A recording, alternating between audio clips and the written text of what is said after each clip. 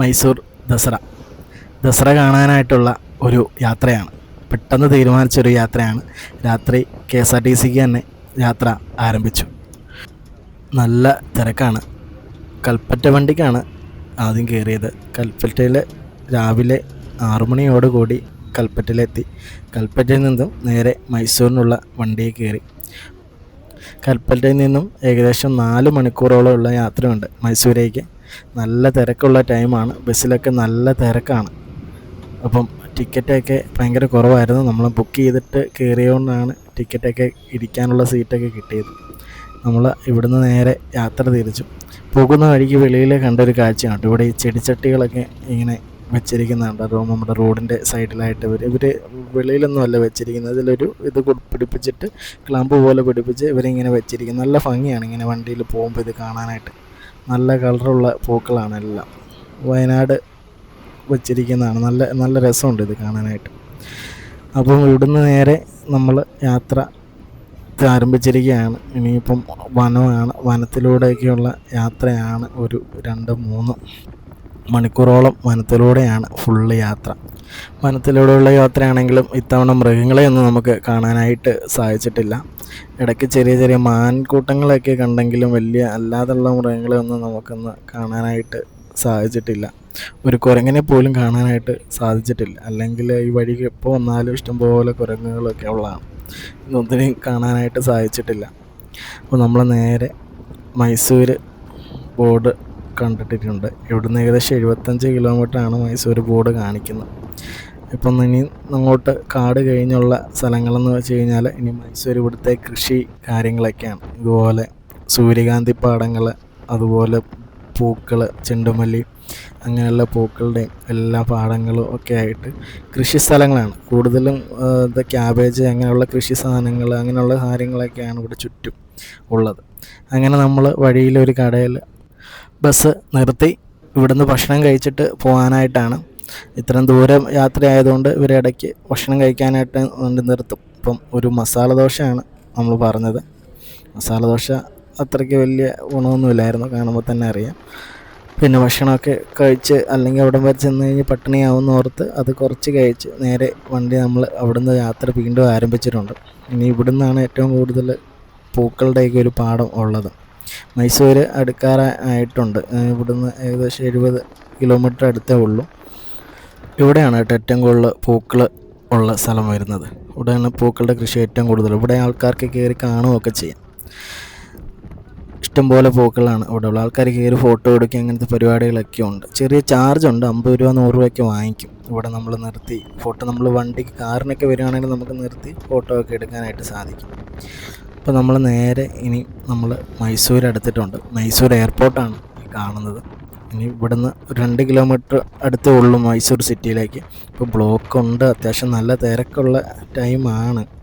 ഇപ്പോൾ ദസറയുടെയൊക്കെ ഇതായതുകൊണ്ട് അത്യാവശ്യം നല്ല തിരക്കാണ് ടൗണിലോട്ടൊക്കെ. അപ്പോൾ നമ്മൾ അവിടെ പോയിട്ട് റൂമൊക്കെ എടുക്കണം. അപ്പോൾ അതിൻ്റെ കാര്യങ്ങളൊക്കെ നോക്കി വേണം നമുക്ക് ഇറങ്ങാനായിട്ട്. അപ്പോൾ ടൗണിൽ ഇറങ്ങിയാൽ എങ്ങനെയാണ്, തിരക്കാണ്, എങ്ങനെ പോകുമെന്നുള്ളതൊക്കെ ഞാൻ ആലോചിച്ചിരിക്കുകയായിരുന്നു.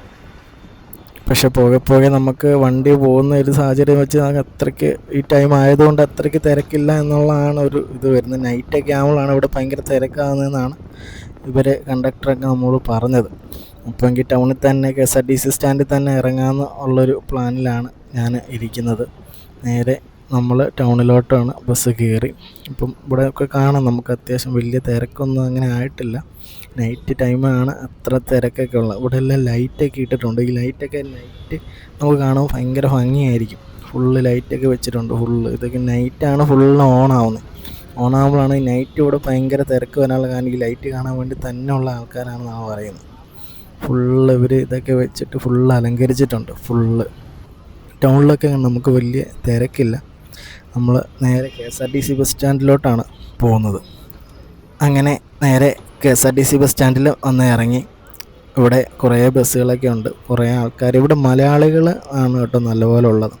പിന്നെ ഇവിടുന്ന് ഒരു വണ്ടി ഓട്ടോ എല്ലാം പേടിച്ച് നമുക്കൊരു റൂം തപ്പിയെടുക്കുക എന്നുള്ളതാണ് ഇവിടെ ഏറ്റവും വലിയ ഒരു ടാസ്ക്. കാരണം എന്ന് വെച്ച് കഴിഞ്ഞാൽ ഈ ദസറ ടൈമിൽ ഭയങ്കര റേറ്റാണ് റൂമുകൾക്കൊക്കെ. അതുപോലെ തന്നെ റൂംസ് ഒന്നും അവൈലബിൾ അല്ല.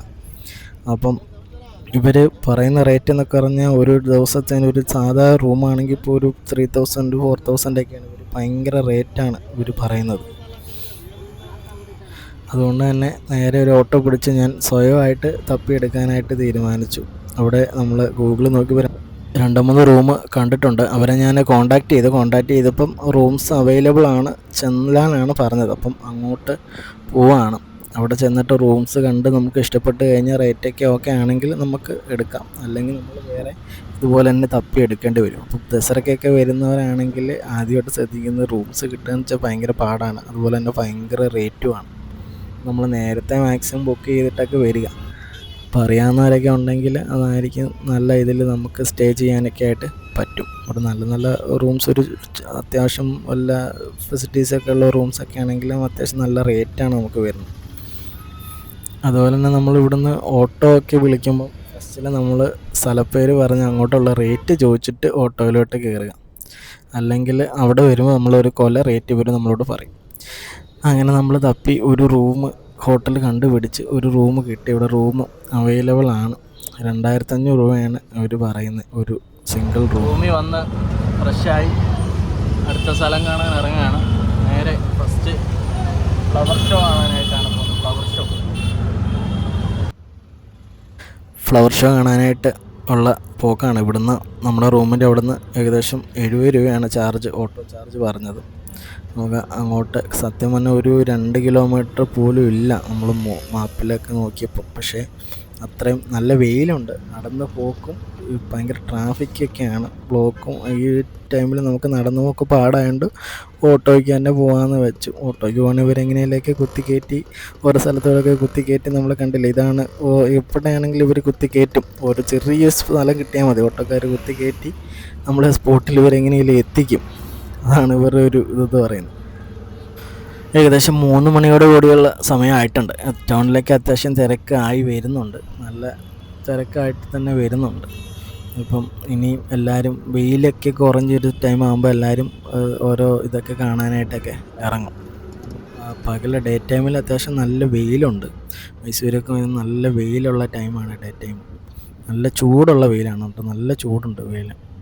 അപ്പം ഈ ഒരു ഉച്ച കഴിയുമ്പോൾ തന്നെ എല്ലാവരും ഇറങ്ങും. പയ്യെ കണ്ട സാധനങ്ങളൊക്കെ ആയിട്ട്, കളിപ്പാട്ടങ്ങൾ അങ്ങനെയുള്ള സാധനങ്ങളൊക്കെ ആയിട്ട് ഉന്തുവണ്ടിക്കാരൊക്കെ ഇറങ്ങി. നമ്മൾ ഇനിയിപ്പോൾ നേരെ ഫ്ലവർ ഷോയിലോട്ട് കയറാൻ പോവുകയാണ്. ഇത് ഓപ്പോസിറ്റ് കാണുന്നതാണ് ഫ്ലവർ ഷോ. നേരെ ഓപ്പോസിറ്റ് കാണുന്നത്.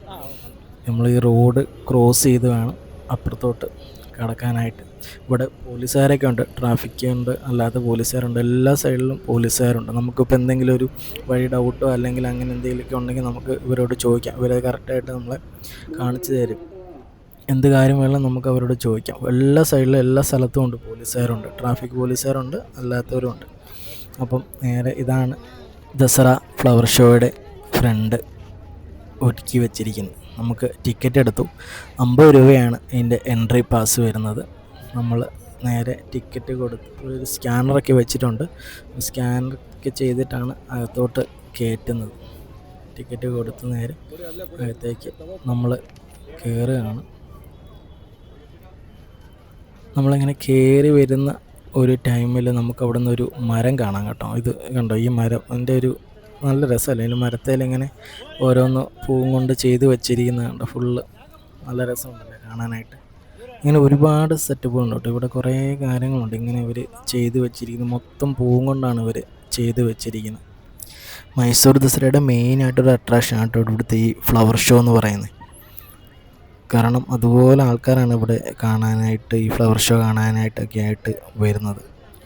നമ്മളകത്തോട്ട് കയറുമ്പോൾ തന്നെ നമുക്ക് ഈ ഭയങ്കര പൂവിൻ്റെയൊക്കെ മണം കേട്ടോ, റോസാപ്പൂവിൻ്റെയൊക്കെ നല്ല മണമാണ് നമുക്ക് മൂക്കിലോട്ടൊക്കെ അടിച്ച് കയറുന്നത്. നല്ല കാഴ്ചകളാണ്. ഫുള്ള് ഏത് സൈഡിലോട്ട് തിരിഞ്ഞാലും പൂക്കളാണ്, ഓരോ ടൈപ്പ് പൂക്കൾ. ഫുള്ള് കളർഫുള്ളായിട്ടുള്ളൊരു പുഷ്പമേള. ഓരോരോ വെറൈറ്റി പൂക്കളാണ് കേട്ടോ ഫുള്ള് കാണുന്നത്. കണ്ടോ, ഇതിപ്പം ഫ്രണ്ടിൽ റോസാപ്പൂ കൊണ്ടൊക്കെയാണ് അവർ ചെയ്ത് വെച്ചിരിക്കുന്നത്. ഇങ്ങനെ ഓരോരോ ഒരു വെറൈറ്റി ആയിട്ടുള്ള ഓരോരോ സംഭവങ്ങളൊക്കെ ഇങ്ങനെ പൂക്കൾ കൊണ്ട് ഇവിടെ ഉണ്ടാക്കി വെച്ചിട്ടുണ്ട്. അവിടെ എല്ലാവരും നിന്നിങ്ങനെ ഫോട്ടോസൊക്കെ എടുക്കുകയും ഒത്തിരി പരിപാടികളൊക്കെ ചെയ്യും. കുട്ടികളെയൊക്കെ നിർത്തി ഫോട്ടോ ഒക്കെ എടുക്കാനൊക്കെ ഭയങ്കര തിരക്കാണ്. ഇങ്ങനെ ഒത്തിരി സംഭവങ്ങൾ ഇവിടെ ഇങ്ങനെ ഇവർ ചെയ്ത് വെച്ചിട്ടുണ്ട്. നേരെ ഫ്രണ്ടിൽ കാണുന്നതാണ് കേട്ടോ കുറേ സൂര്യകാന്തി പാടങ്ങൾ, സൂര്യകാന്തി പൂക്കളുണ്ട് ഇവിടെ ഇതായിട്ട് വെച്ചിട്ടുണ്ട്. ഇതാണ് ഇവിടുത്തെ കണ്ണാടി കൂട്. ഇതിൻ്റെ അകത്താണ് മെയിനായിട്ടുള്ള ഫ്ലവർ ഷോ ഒരുക്കി വെച്ചിരിക്കുന്നത്. അങ്ങോട്ട് നമുക്ക് പിന്നെ പോവാം. ഇപ്പോൾ ഇത് ചുറ്റുമുള്ള കാഴ്ചകളൊക്കെ കണ്ടിട്ട് ഞാൻ അങ്ങോട്ട് പോകുന്നുള്ളൂ. ഇപ്പോൾ നേരെ സൂര്യകാന്തി പാടത്തിന് അടുത്തിട്ട് വന്നു. ഇത് പൂവൊക്കെ ഏകദേശം വാടി നിൽക്കുന്ന ടൈമാണ്, കാരണം നല്ല വെയിലാണല്ലോ. അത് കഴിഞ്ഞ് നമ്മൾ കണ്ട ഒരു കാഴ്ചയാണ് ഈ ഓപ്പറേഷൻ സിന്ദൂറിൻ്റെ. ഇത് ഫുള്ള് പൂവിലാണ് ഉണ്ടാക്കി വെച്ചിരിക്കുന്നത്. പൂവും കൊണ്ടാണ് ഈ സാധനമെല്ലാം ഉണ്ടാക്കി വെച്ചിരിക്കുന്നത്. അതൊരു ഭയങ്കര ഒരു ഭംഗിയുള്ള സംഭവമായിരുന്നു കേട്ടോ. അവിടെ ഒരു വലിയ ഫ്ലെക്സൊക്കെ വെച്ചിട്ട് ഓപ്പറേഷൻ സിന്ദൂർ എന്നൊക്കെ പറഞ്ഞ് എഴുതിയിട്ടുണ്ട്. ഇത് മെയിനായിട്ട് ഇവിടുത്തെ ഒരു അട്രാക്ഷനാണ് കേട്ടോ. കാരണം ഈ ഇവിടുത്തെ എല്ലാവരും വന്ന് ഫോട്ടോ എടുക്കുകയൊക്കെ ചെയ്യുന്ന ഒരു ഇതാണ് ഈ ഓപ്പറേഷൻ സിന്ദൂറിൻ്റെ ഇവിടുത്തെ ഈ ഒരു സംഭവം. ഭയങ്കര മനോഹരമായിട്ടോ കേട്ടോ. ഇങ്ങനെ ഒരു പൂക്കളിലാണ് ഫുള്ള്, പൂവുകൊണ്ടാണ് ഇവർ ഫുള്ള് ചെയ്ത് വെച്ചിരിക്കുന്നത്. ഇനി നമുക്ക് അടുത്ത സ്ഥലത്തേക്ക് പോവാം. അടുത്ത ഇതുപോലെ ഓരോരോ സംഭവങ്ങൾ ഉണ്ടാക്കി വെച്ചിട്ടുണ്ട് പൂക്കൾ കൊണ്ട്. അപ്പം അതുകൊണ്ട് ഇതിപ്പോൾ ഉണ്ടാക്കി വെച്ചിരിക്കുന്നത് കണ്ടില്ല, ഇങ്ങനെ നല്ല വെട്ടി നല്ല സെറ്റപ്പായിട്ട് വെച്ചിരിക്കുന്നുണ്ടല്ലോ പൂക്കളും കൊണ്ട്. ഇനി നമ്മൾ അടുത്ത ഇതിലോട്ട് പോവാം. ഇതൊരു മെയിനായിട്ടുള്ളൊരു സംഭവമാണ് കേട്ടോ. ഇത് ഇവിടുത്തെ കാരണം ഇതാണ് നമ്മളെല്ലാ ഇതിലും കാണുന്നത്. കാരണം ഒരു ആനയുടെ രൂപത്തിൽ മറ്റേ ഇവിടുത്തെ കൊട്ടാരത്തിന് ഇത് മഞ്ചലൊക്കെ വെച്ചിരിക്കുന്നത്. ഇതും പൂവിലാണ്, റോസാപ്പൂവിലാണ് ഇത് ചെയ്തിരിക്കുന്നത്. ഭയങ്കര ഭംഗിയായിട്ടുള്ള സംഭവമാണ് കേട്ടോ. എന്താണെന്ന് പറഞ്ഞാൽ ഇത് ദൂരെ നിന്ന് കാണുമ്പോൾ നമുക്ക് ഭയങ്കരമായി കറക്റ്റ് ഒരു ആനയുടെ ഒരു ഇതിൽ തന്നെ നമുക്ക് തോന്നും. ഭയങ്കര ഭംഗിയാണ്. ഇത് കാണാനാണ് ഇവിടെ ഏറ്റവും കൂടുതൽ ആൾക്കാർ ഇവിടെ നിൽക്കുന്നത്. കാരണം എൻ്റെ ഫ്രണ്ട് കണ്ടു, ഭയങ്കരമായിട്ട് ആൾക്കാർ ഇവിടെ നിന്ന് ഫോട്ടോ എടുക്കാനും ഒക്കെ ആയിട്ട്. കാരണം അതിൻ്റെ മുകളിലൊരു ആളിരിക്കുന്നതൊക്കെ മഞ്ചലിൻ്റെ ഇങ്ങനെ ഒരു കാവൽക്കാർ പോലെ ഇരിക്കുന്നതും അങ്ങനെ ഒരു സെറ്റപ്പിലാണ് ഇത് ഉണ്ടാക്കി വെച്ചിരിക്കുന്നത്. അത് മൊത്തം പൂവിലാണ് ഉണ്ടാക്കി വെച്ചിരിക്കുന്നത്. എൻ്റെ മഞ്ചൽ പോലും പൂവിലാണ് ഉണ്ടാക്കി വെച്ചിരിക്കുന്നത്. ഇത് ഓരോ ദിവസവും ഇതിൻ്റെ പൂക്കൾ മാറും കേട്ടോ. ഓരോ പൂവും കൊണ്ട് ഓരോ ദിവസവും ഓരോരോ പൂക്കൾ കൊണ്ടാണ് ഉണ്ടാക്കുന്നത്. ഇപ്പം ഇന്നത് റോസ് ആണെങ്കിൽ അടുത്ത ദിവസം വേറൊരു കളറായിരിക്കും. അപ്പം അങ്ങനെ ഓരോ ദിവസവും പൂക്കൾ മാറിക്കൊണ്ടിരിക്കും. അത് ഇന്ന് ഈ കളർ തന്നെ ആയിരിക്കില്ല, ഓരോ ദിവസം ഫ്രഷ് ഫ്ലവേഴ്സ് തന്നെ ആയിരിക്കും ഇവർ യൂസ് ചെയ്യുന്നതാണ് പറയുന്നത്. അപ്പം ഇനി നേരെ അടുത്ത സ്ഥലത്തേക്ക് പോവാം. അടുത്ത സ്ഥലത്തിൻ്റെ വീഡിയോ നമ്മൾ